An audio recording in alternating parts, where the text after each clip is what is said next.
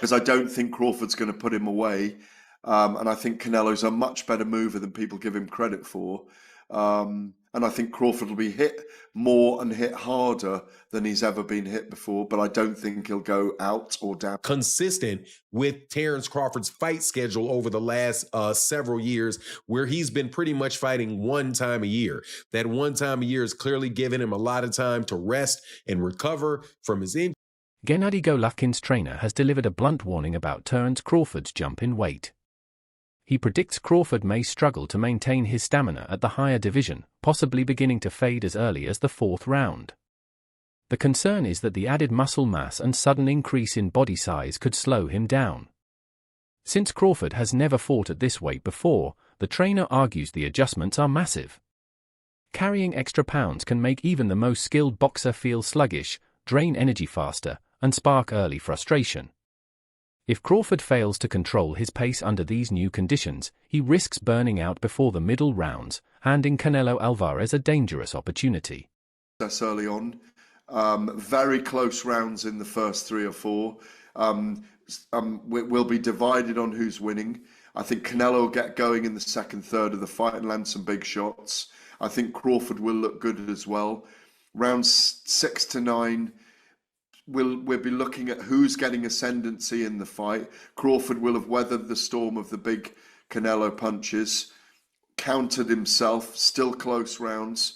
I think Canelo will push away and, in my view, will win the fight because I don't think Crawford's going to put him away.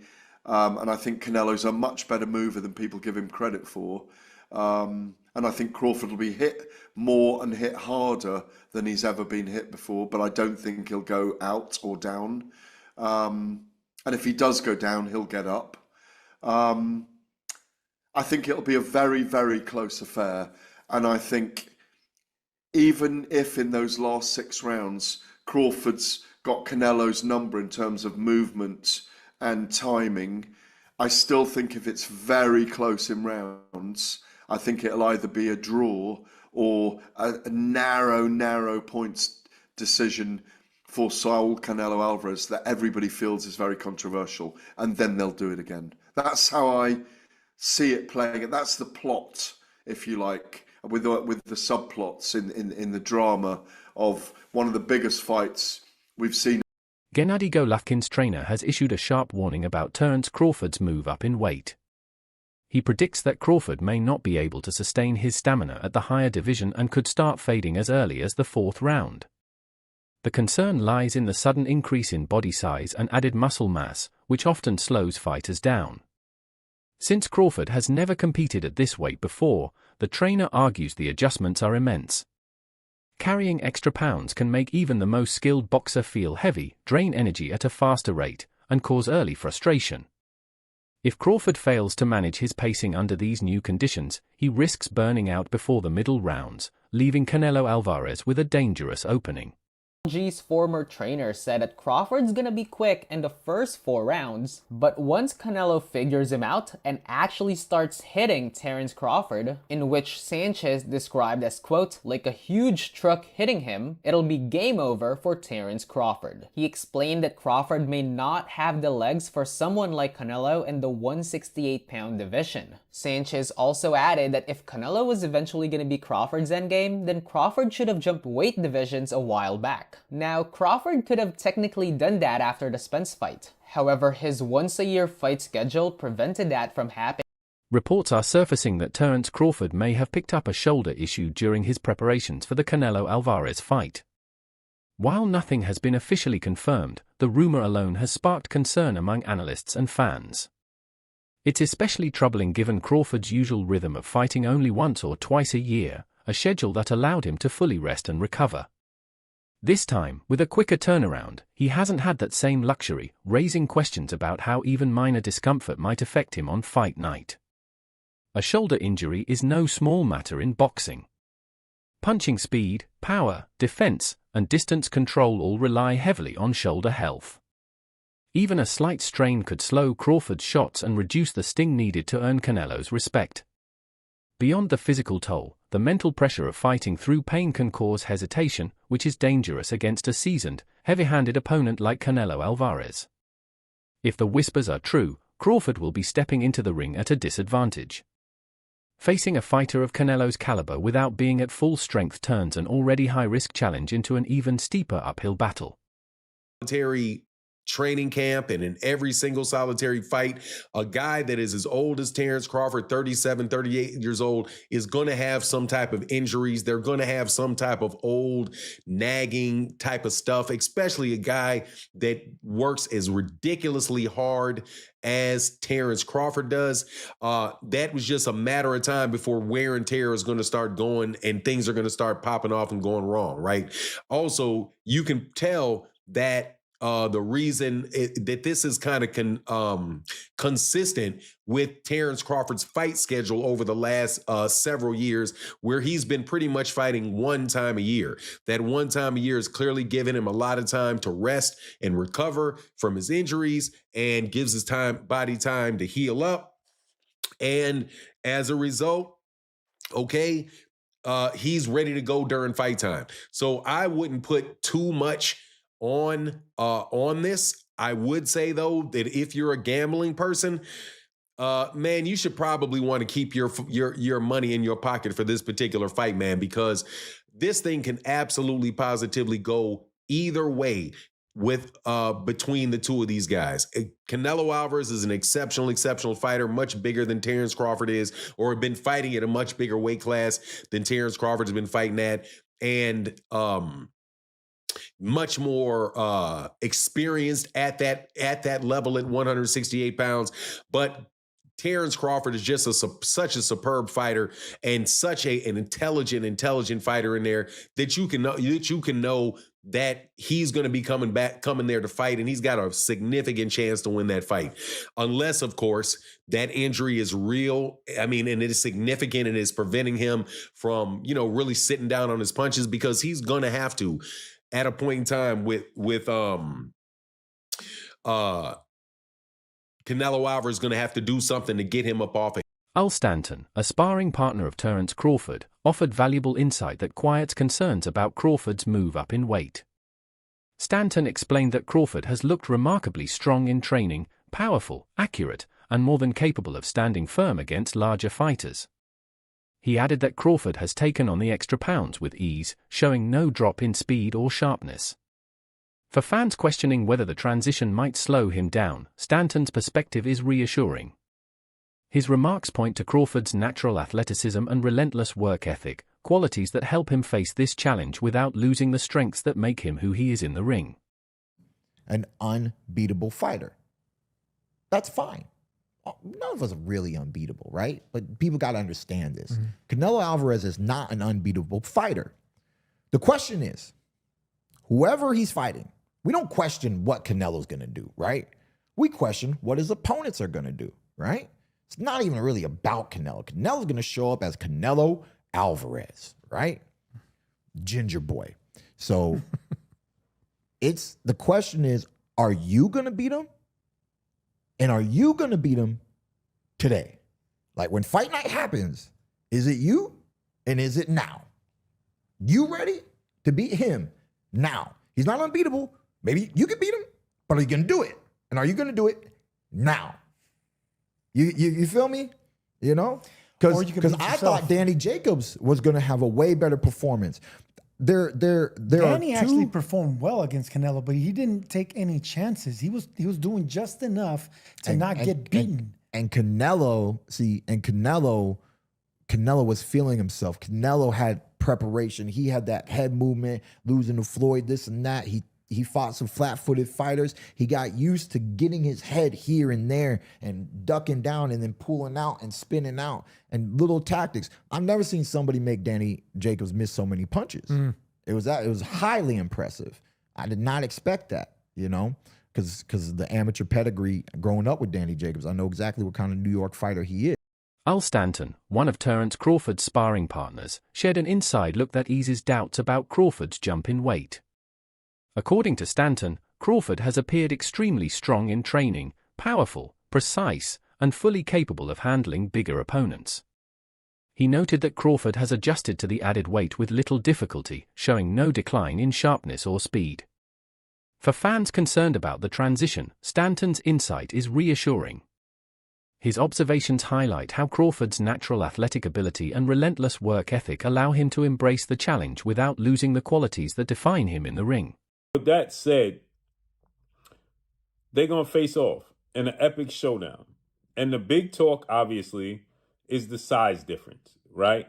That Canelo Alvarez is much bigger than the smaller Terence Bud Crawford, who is essentially coming up from 147 in the minds of many.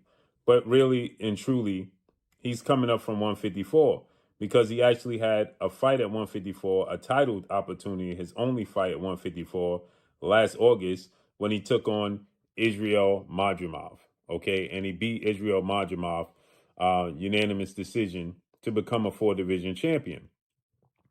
But as you see here in this photo, there's not a big size difference.